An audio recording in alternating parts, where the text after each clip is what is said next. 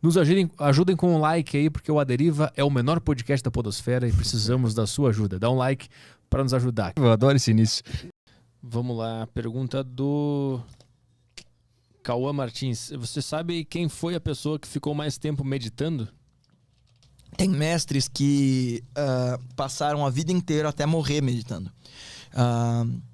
Tem um deles chamado Swami Hariharanandaranya, que ele passava parte da vida dele meditando, parte da vida dele escrevendo. No final da vida, ele sentou numa caverna, isso agora, no século XX, e mandou colocar tijolo na frente, só um buraco para comida, ele ia meditar até morrer. E fez isso. Isso é comum na Índia, não dá para quantificar. Cara. Tem mestres, aí que tá, né? Aí tem gente nas tradições tântricas que vão dizer que uma vida só não é suficiente para você se iluminar. Então, que ele medita uma vida inteira e ele larga o corpo conscientemente. Isso é uma forma de meditação iógica, você largar o corpo como uma roupa velha, assim.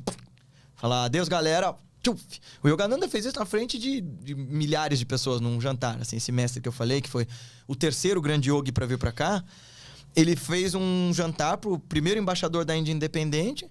Ele fez um super discurso lá.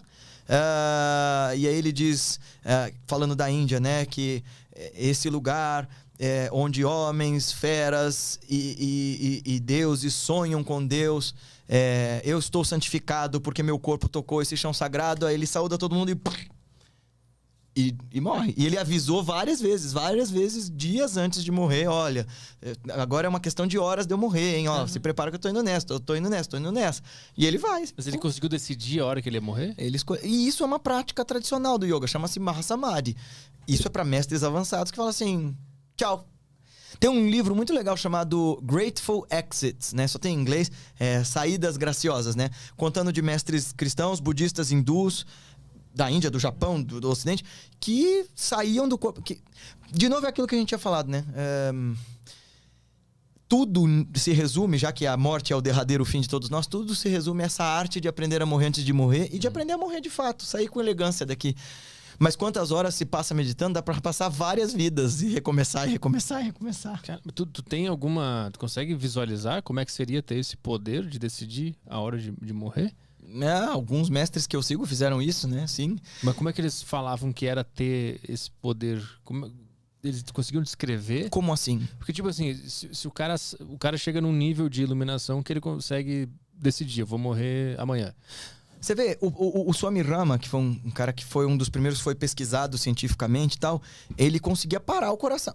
Os yogis conseguem fazer todas essas coisas, controlar a musculatura lisa, tipo do intestino e tal.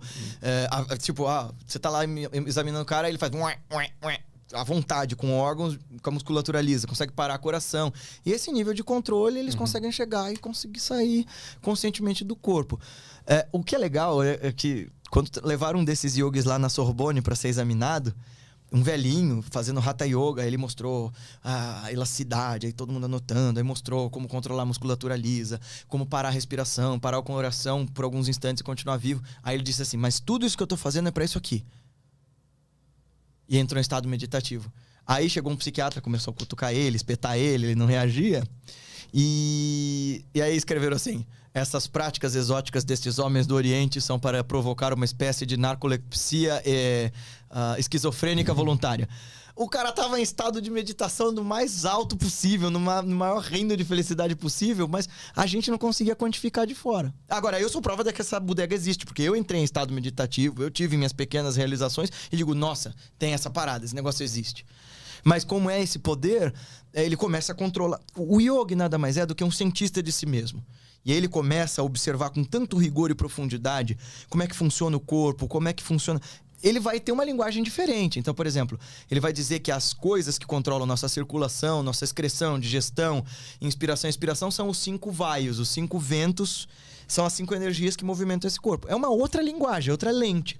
Mas eles vão misturar, brincar, trabalhar e experimentar com essas energias até o ponto de conhecer com tanta profundidade isso. A gente não vê todos esses caras em templo Shaolin fazendo coisas extraordinárias que pra nós seriam impossíveis? Os yogis fazem isso, e aí esse poder de simplesmente largar o corpo como uma roupa velha é a capacidade de entender, eu não sou esse corpo, eu posso me descolar dele por algumas técnicas e procedimentos. Leva tempo, não é algo vulgar que você vai ver na rua, opa, tchau. Mas dá pra fazer. Mas ele não é considerado suicídio?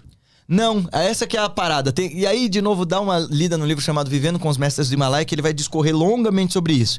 A diferença entre suicídio, da pessoa se matar por desespero, né, e infringir um ferimento no corpo, sei lá, ou se atirar de algum lugar, e o cara, em estado de meditação, largar esse corpo, ele mostra para as pessoas, existe saída para esse sofrimento, ele cumpre tudo que ele tinha para cumprir aqui, geralmente, e agora eu vou sair mostrando. O Yogananda fala isso, né? Antes de ir embora, ele fala assim, ele faz essa oração para os discípulos: Senhor, me deixa, me liberta do invólucro da carne para que eu possa mostrar aos outros como libertarem-se a si mesmos. Quer dizer, ele cumpre tudo que tinha para cumprir, ele vive bem, mas ele fala, olha, no final, olha como você sai com dignidade daqui. Pumba! Cara, que loucura. O mestre dele, Shri Yukteswar, dizem que ele tava lá doente alguns dias, já tava com 80 anos, aí ele ficou super bem, era um cara super de porte atlético, assim, um cara com uma cara de guruzão, assim. E aí ele vira para um discípulo criança, imagina, e fala assim, Prahlad, segure as minhas costas porque eu vou largar o corpo. Aí ele fez assim, aí morre o menino segurando as costas dele, assim, ai meu Deus do céu, ele morreu. Caralho.